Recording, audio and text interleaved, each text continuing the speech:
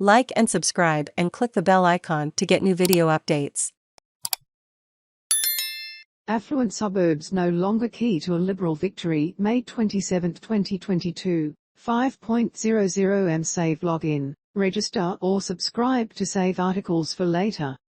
Share normal text size, larger text size, very large text size. Federal election 2022 full election results. ALP 75, LNP 57, N10, GRN 30th 276 seats needed for a majority. 4 still to call. 78.43% counted. Updated May 29, 2022. 5.00am on election night, as the blue sapphires that once adorned Victoria's so-called Liberal crown were replaced with rubies and aquamarines, Matthew Guy hurried to dismiss the party's losses. His message to colleagues was simple: voters wanted to change the government and that sentiment could assist the coalition in November. Pressed on his optimistic interpretation on Tuesday, Guy said he was also buoyed by heavy swings against Labour in the outer suburban seats. Opposition leader Matthew Guy was quick to dismiss concerns about the party's loss federally.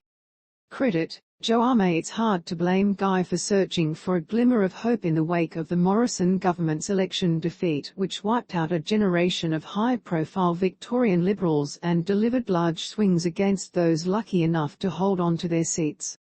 Of the 39 federal electorates in Victoria, the Liberals, at best, will hold 8 in the next parliament, or just 21%. And the primary vote swing against the Liberals in Victoria was 5.2%. If that swing is replicated at the November state election, the Liberal Party could find itself branded the Tarago Party, a term once used to describe the Queensland Labor opposition in 2012 when it held just 7 seats.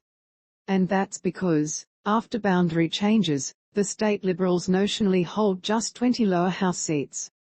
Only 6 of those seats, Narrabeen, Benambra, Malvern, Rawville, Bulleen and Mornington, have a margin above 5%. Malvern is one of only a handful of seats the Liberals hold with a margin above 5%. Credit, Joe Armey. Assuming Victorians vote the same way in November as they did last weekend may be an imperfect science, but the Liberal Party cannot afford to ignore the warnings from voters last Saturday. Guy, whose own electorate of Bulleen has a margin of 5.4%, insists he will hold his seat, which sits inside the boundary of the federal seat of Menzies, where the Liberal Party's primary vote dropped by more than 8%. The swing in Menzies could also impact Liberal frontbencher Ryan Smith, whose seat of Warrandyte is on a notional margin of 4%. Moving south, a 5% swing against the Liberals in the federal seat of Deakin would spell trouble for former Deputy Liberal leader David Hodgett in Croydon. The member for Croydon, David Hodgett's hold on the seat could be in trouble. Credit, Daniel Pocket. If replicated, a 7% drop in the primary vote for the Liberals in nearby Chisholm would make it almost impossible for the party to win the state seats of Ashwood, Glen Waverley and Box Hill. Then there are the well-heeled federal electorates of Cong, Goldstein and Higgins, which, at a federal level, are now represented by Labour and independent MPs. Similar swings away from the Liberal Party in November could see the party lose the state seats of Brighton, Caulfield, Kew and Malvern and make it almost impossible for the party to win back Hawthorn. To make matters worse, federal Liberal MPs will meet in Canberra next week to elect a new leader, with Conservative Queenslander Peter Dutton the favourite to take over.